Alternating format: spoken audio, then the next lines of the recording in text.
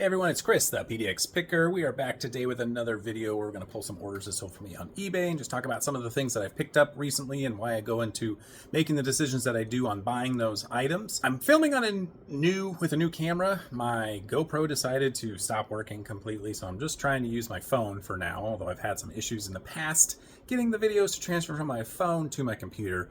So fingers crossed this video is going to even exist, but anyway, we'll get into the intro song, and then right after that we'll start pulling those orders. Wanna buy that Farrah Fawcett poster, Pez dispensers and a toaster, don't know why, that kind of stuff you throw away, I'll sell on eBay. All right, so we have 12 items going out today on eBay for a total of right around $480. That's a pretty good total for me. It's only been 2 days since my last order pull, and it's the middle of the week on a Wednesday, so I'm excited. Things are going well. The July month is starting off decently. I think I'm on pace to get right around $3,600 to $3,800 for the month. So hopefully these sales continue to go at that pace, because that'll be a very good month for me. But before we get into some of the order pulls, I just wanted to go over some of the things that I recently purchased about the last week or so, talk about why I purchased them, and hopefully you guys can learn a few things along the way. So let's get to taking a look at these items. I went to my favorite thrift store and I picked up quite a few pairs of shoes. These are one of the pairs that I picked up. I paid, looks like $20 for these.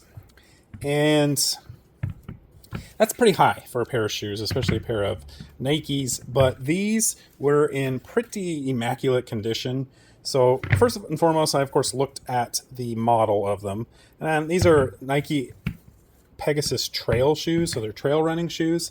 It's the time of the year where trail running is still very popular. It's the summer. People like to run on trails and during the summer, and then Nike Pegasus is a very good model. So I went ahead and looked at the comps on these, and they comped out really well. I don't remember what exactly the total is, but I'm going to probably ask in the $60 to $80 range for these because they are in such good condition. I did clean them up on the bottom, although I didn't do a spectacular job, but the tops were almost, it just looked like these were probably worn maybe once or twice. So they are a larger size 15, which is bad on one hand because there's not that many people that have that large of a foot, but there's also not that much competition when it comes to other listings out there. So that's the reason why I picked those. Got a bunch of shoes that I picked up. I'm not going to go through every one of them because that'll be kind of boring. Let's go back to this next pair. One more pair of shoes, and then we'll look at some other items. Well, actually, there's at least one other pair of shoes I want to show you, just because I think it's kind of funny. All right, so these I picked up for $10 or $9.99. These are Nike SB Shanes.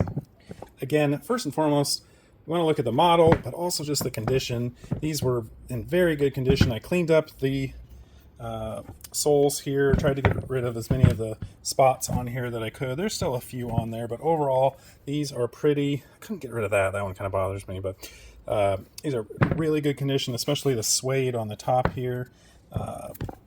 So I'm just looking at condition. How difficult is it going to be to clean? Are there any major holes in the top, rips, tears, that sort of thing? Stains, of course. You want to just move around the sole on these so that you can tell whether or not they are loose or coming apart, because that's just not good.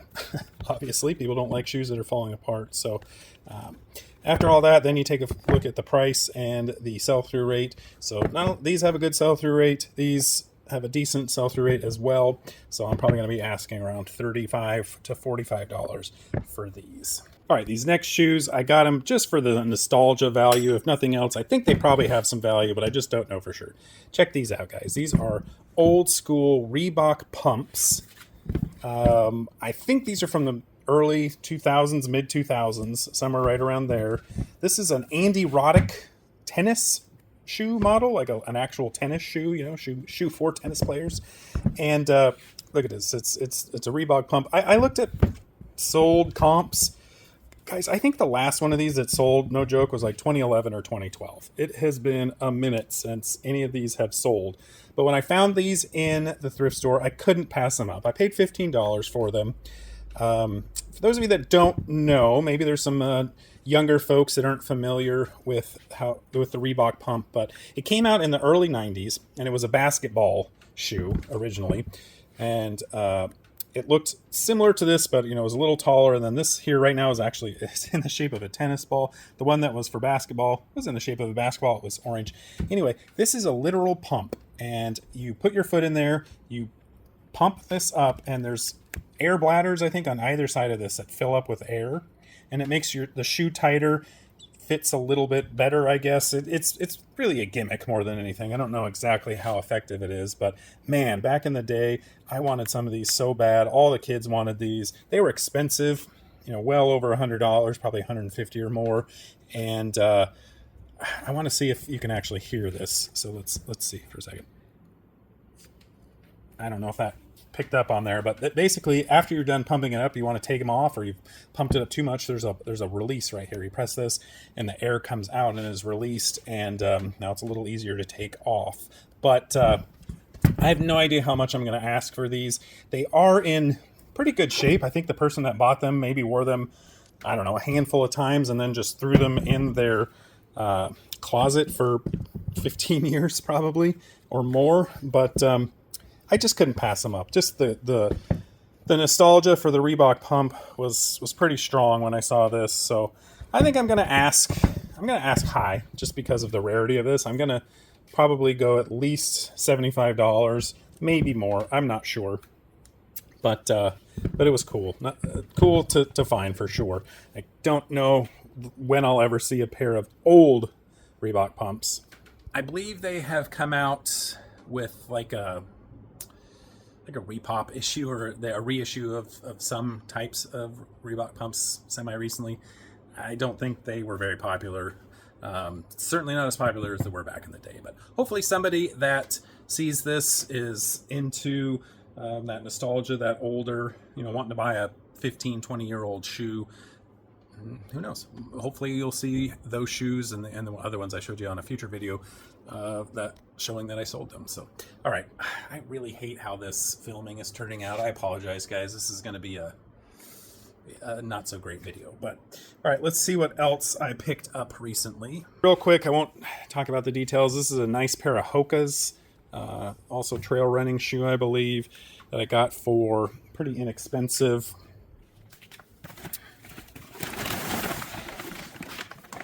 But I'm excited because I went to my local thrift store, and I actually, which I haven't been to in several months, because just the stuff they were having, as I've mentioned before many times, super expensive and not that great of inventory.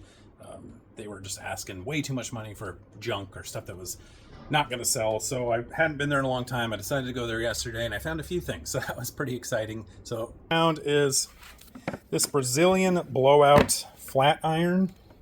Brand new, these sell for $80 to $100. This one is not super great, like the sticker is peeling on there, and I just haven't seen a lot of these sell used. I think that there's a little cosmetic piece that's missing there, so I paid $6 for it. I'm gonna ask around $30 to $35, hoping that somebody doesn't mind the cosmetic issues and will want a nice discount on a pretty cool or pretty expensive hair tool there. So what else did we get? I decided to buy this. This is just a Canon OEM lithium ion battery charger. Anytime Casio. Huh, thought it was a Canon. Well, that's a silly thing. All right, we're going to cut that part out. Well, so anyway, I bought this just to have, in case I need to charge up any sort of a Casio battery. I don't know if they make cameras or what, but anyway, $1.99 for that. Those do sell for like $8, so if I really need to, I can sell those. And then this one kind of surprised me. So these are not not OEM branded laser jet toner cartridges. This is for HP. It's compatible with the HP LaserJet, blah, blah, blah, blah. So these were $5 each, $4.99. I got a cyan, a yellow, and a magenta. And I was a little bit worried about these. I didn't know if, since they weren't, you know, original HP brands, if they were going to be that high of in demand, or, you know, maybe they'd be super cheap. These look like they sell pretty regularly for about $50. So for $5 and a 50, I'm definitely excited for that one. So that was a really good pickup. And then I kind of took a chance on this one, and it's not going to really pay off. I want to show you that sometimes we buy things and they don't always work out. Oh, there's one other thing in here I could show you. At this particular thrift store, these Bibles are free, which I know is not the greatest thing in the world, but I figure I buy enough from them, or at least I have in the past, I can take a free Bible every now and then. And of course, they get them donated for them to them for free. But I thought maybe since some large print Bibles, as well as this is not really a study Bible, but it's like a daily Bible. You know, there's it's broken down into days, so you can read the whole Bible in 1 year. I thought this might be worth something. It's not. It's only worth about $10 free shipping, but for free, it's okay. I mean, it'll probably cost $6 to ship that thing. So it wasn't really a good pickup. And then lastly, this here at the same thrift store that I get the shoes at. This is a set of Percy Jackson and the Olympians, a complete series. I paid $4 for this because it was half off. And it's the first 1, 2, 3, 4, 5 set of 5. I think that goes for about $25. So not too shabby. Look, sets like this, especially on popular titles like the Percy Jackson series, young adult series in general, usually can be pretty good pickups if you find them and they're in good condition and they are complete, like this one is. So, all right, let's go ahead and start pulling some orders. I'm gonna put the phone down for a bit, put the stuff away, and then get ready to start pulling some orders. All right, so the first item we're going to pull today, speaking of books, is a book series or a set of books, almost a complete set. Actually, I don't know if it's almost a complete set, but there's at least 12 books in this series, and this is books 5 through, what is that? Books 5. This is books 5 through 12. So here it is. These two sets of books, I picked these up at an estate sale. For each of these were $2.50. So $5 total paid for these. And I sold these both together to the same buyer. This is the Catherine Kimbrough Saga of the Fenwick Women series. So again, 5 through 8 and 9 through 12, or vice versa. I can't remember which is which, but those sold to the same buyer for $53.90, free shipping on that one. Took a bit of time to sell, for sure. So, you know, I had to find the right buyer. Somebody that was already in possession of the first 4 books, or maybe they are going to buy the other 4 books from somewhere else, and they wanted the next 8 from, you know, one person. So that was a good buy, though. $5 into, you know, it'll probably cost me $6 to ship that, so 5 into 40. Not too shabby.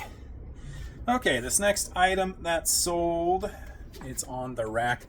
I every now and then I come across these, and I've got a new system for how I do it, and I'm pretty it's been pretty successful lately. So a lot of times I come across these vintage items of clothing like this here. I'll come through. No, we don't want to do that. Let's zoom out a little bit. But this is like a bright, shiny gold shirt from probably the 70s. It's Oh Rare, made in USA. That name, that brand doesn't mean anything, but just the look of it, it's gold, shiny. Just reminds me of like the 70s and like a disco look. And that's what I put in the title. I described this as a vintage 70s gold disco satin polyester long sleeve pointed collar blouse. I didn't even put the name of the brand in there. I didn't put the made in USA, nothing like that, because that's not why somebody's going to buy that. They're going to buy that because they have like a 70s themed party they're going to, or something of that nature, and so they're going to want like something disco themed, and that's what they're going to look for in the keyword. So I decided if I'm buying old vintage stuff that isn't a name, like it isn't from a designer or something that somebody is obviously gonna heard of, then I'm just going to describe it using keywords and hope that it will be found that way. And I've used that with one other or a couple other 70s shirts here recently, and they both sold. Or they all have sold. So this one sold for $15 plus shipping. I picked that up at the Goodwill outlet. By the way, this has a little staining on it, and I disclosed that. So it's not perfect. Still sold though. So probably paid $1.25 for it. Sold for $15. This next item that sold, I had this in one of my videos recently. I bought it more for my nostalgia, and maybe that's why somebody else bought it too. It's not very valuable. It's not in the best of condition, but it is this Rawlings glove. It's a King Griffey Jr. model on the inside. He was my favorite baseball player growing up, and I paid $2 for this. This is probably from the late 90s, I would guess, maybe early 2000s. Paid $2 for it. I took an offer for $10. You know, I bought it knowing it wasn't going to be a home run, but like I said, it was for the nostalgia, if nothing else, and I made a little bit of money at it along the way as well. This next item, I think it's really important that we do this every now and then. I had this listed forever, probably at least a year. I'm going to set down the phone here and grab the item and talk about it in a second. All right, so I finally found it. I had this item listed for a long time, probably like I said, a year. And it was, I felt like I listed it pretty competitively priced, but I had no interest in it. And it's this set of 5 Craftsman offset double box end offset wrenches. Set of 5. I paid $5 for it. And I had it listed for around $45, I think, which is pretty competitively priced for a nice set like this. It's vintage, made in the USA. And I had, like I said, no interest in it whatsoever. During a review of my listings, I just kind of go back every now and then and look at my older listings. And I noticed something that I had inadvertently put this listing on, first of all, on calculated shipping, which is not usually the best thing in the world. And on top of it, it was priority mail calculated shipping. So it was going to be adding $15 to probably $35 of shipping for anyone that was interested in buying it. So that's why nobody bought it. So I fixed that, changed it to flat rate grounded advantage shipping, and somebody sent me an offer for $38 on it, which I took right away, and that was like a week after I changed the shipping rate on it. So just a reminder, look through your old listings, and especially the ones that you are kind of scratching your head wondering why hasn't this sold yet. Take a look. Maybe there's something wrong with the listing. Maybe you have the shipping set up wrong like I did. Maybe the price is just not competitive anymore. Maybe your pictures are upside down. I don't know, but just go ahead and take a look at those and make some adjustments if necessary. And you never know, it might turn around and sell super quick like this one did. Okay, this next item I just picked up 2 weeks ago, but listed just a few days ago. I got this at a kind of a mini estate sale. That I call it mini because they didn't have that many things for sale, but it was inside, so I guess that's why they called it an estate sale. Yeah. All right, so what sold are these vintage Honko brass butterflies. I had a set of 5 of them. Picked these up for $1. These hang on the wall. They have little hangers on the back here, and you hang them up on the wall. And these 5 I lotted together for $16.95, and they sold in a couple of days. So it's got that, MCM retro kind of look that a lot of people are into nowadays. These are relatively common, I think. Well, I don't know about that, but these are probably the second or third ones that I've seen. First ones that I've actually bought, because I just learned recently that they have some value, and they usually are pretty inexpensive. All right, this next item, I believe, is the top seller or highest selling item of the day. I picked these up at the Goodwill outlet. I stumbled upon them, and I got pretty lucky. I got pretty lucky with them because there's just something about them that looked like, oh, those just look like they might be valuable or have some value to them. And it's these here. Hopefully we can get a good look at them. Tell you what, let's move and set these over here. So I got these at the Goodwill outlet. They're about 2 pounds. I think I paid around $3.50 for them. And okay, so here they are. Right here, they are Mother Superior brand. I don't know if you're going to be able to see that or not, but just something about that tag looked like it was high quality. But then I was kind of surprised. You take a look on here, and I'm like, is that supposed to be on there? I know some kids will, like, you know, I suppose some adults. Anyway, I know that some people will draw on their pants, but this just looked too uniform, too just like it was supposed to be there for it to have been done by hand by somebody, and that is in fact the case. These are a certain pair of the certain model that they had. It's on both sides, you can see. And here's what it looks like in the back, the Mother. I've never come across another pair of these. I'm not sure how often I will, or if ever, because these are kind of designer, I would say. I believe they're about $200 new.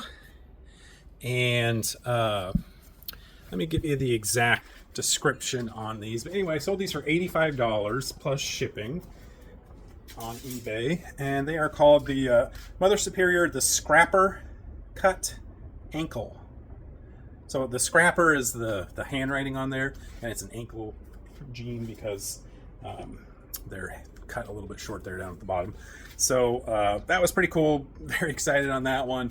When I was looking and trying to comp it at Goodwill, I couldn't find the Scrapper print for sale anywhere. So, but I just, based off of the brand, I went ahead, and especially at the Goodwill outlet for $3.50 or whatever, I went ahead and pulled the trigger on that. And then doing some more research later on, I found, I think one had sold on Poshmark, or I don't know how I found it, but anyway, eventually I had found some that had sold, a couple that were with this print on it, so I knew it was genuine and good to go to list. So this next item that sold, I just realized this is probably going to be the shakiest of all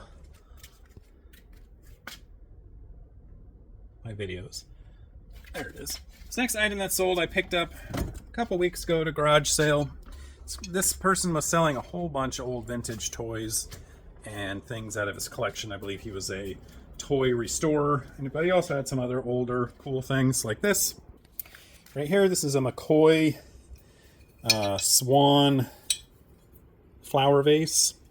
It says McCoy on the bottom, kind of, you can see it there, and it's just barely make it out. For sure see the Y there on the right in the blue. But anyway, these are pretty popular, pretty collectible by folks. Got this for $5 and I sold it for $29.95 after about 2 or 3 weeks. So pretty fast sale as well on top of everything else. All right, we've got 5 more items here. I feel like I have been pulling fast, but not so much. So okay, this item I got at an estate sale that I didn't pay much for it because I just put it in a big lot, so I probably paid $2 for it or so. And I just kind of looked at it and could tell it's probably going to be valuable, or I don't know about valuable, but I thought it was going to be collectible. It is this bank here. It's a pretty big bank. Gorilla eating a banana. You can see on the top there is where the coins go, and he's got the plug on the bottom. This is from 1971. It's 1971 by the 1971 by the New York Vinyl Product Company. Pretty collectible. It kind of reminded me a little bit of King Kong. There's no King Kong collaboration or anything on that, but that one sold for $25 plus shipping. That's about an average price for those. They're a decent number listed, but they sell with quite a bit of regularity as well. So I think that that's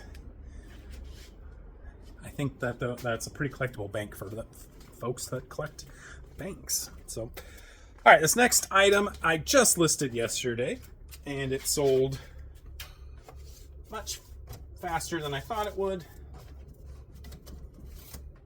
So I don't know if I underpriced it or not, but I don't really care because I think it's a good value for what I paid for it. So I put together a grouping of some old transportation related ephemera. I bought this lot of ephemera stuff at a live auction a while back. I hadn't listed anything because it was kind of daunting. There was a stack about this thick of papers. I didn't want to go through and list every single one, but then it finally dawned on me, hey, why don't I lot some of those together? So I did that with these. We've got about, I don't know, 10 things. There's a 1939, two of these, 1939 editions of the Washington Motorist. I guess that's probably the Capitol in Olympia, Washington. And then this is cool. This is an old photo of Mount St. Helens from 1939, for those of you that remember, probably a lot of you, that Mount St. Helens erupted in 1980. And so this is what it looked like then. If you kind of cut this off right here, all this stuff up here blew away in the eruption. So now Mount St. Helens kind of cuts off right there. So this is cool to see this old photo of Mount St. Helens like that. So those were in there. This is an old Yellowstone National Park souvenir map. So it's a map of Yellowstone National Park. And I'm guessing this is from a lot of this stuff was, I think, from the 30s, 1930s or so. So that was cool. This is an old Oregon and Evergreen Land book.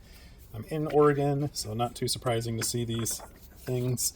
And then this was kind of neat. This is a schedule of basic rates for the Rainier National Park Company, Mount Rainier National Park, summer season 1938.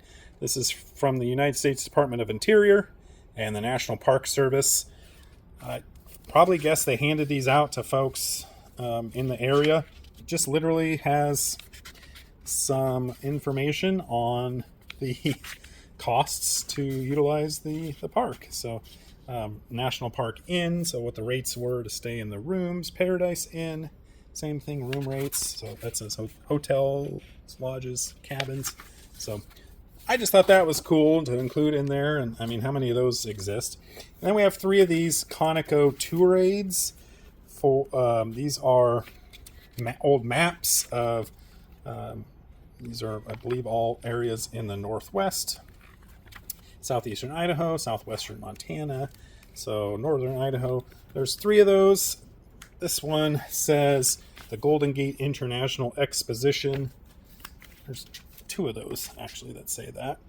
And again, I believe these are from the 30s. It has like the mileage and expense record in there, so people could keep track of their trips and, you know, where they went, how much the gas and the oil, the cost of the meals were, lodging, miscellaneous expenses. So it's kind of neat. Just some old, cool ephemera. I gathered this up. This was probably about $3 worth of that ephemera, and I sold that in a day for $29.95 plus shipping on that one. So can't beat that as far as I'm concerned. 3 into 30 in a day. All right, a couple more things that's sold. We have a pair of Bubba Blade fishing pliers. I'm glad these worked out. I bought these for $5 at a garage sale. The only ones that were listed were new, and there's not that many of them that were listed to begin with. These were obviously used in a little bit different model than the others that were listed. Let me show them to you. So they look like this in the sheath. Pull them out, they just look like this here. It says Bubba Blade. And these are just some nice fishing pliers, and I sold those for $25 plus shipping. Somebody offered me, I think I had them originally listed for $35. Somebody offered me like $13, and I countered at $25. No, $14. That's what they offered me, and I countered at $25, thinking, oh, they're gonna have no interest in paying that much, but they accepted the offer almost right away, so that was cool.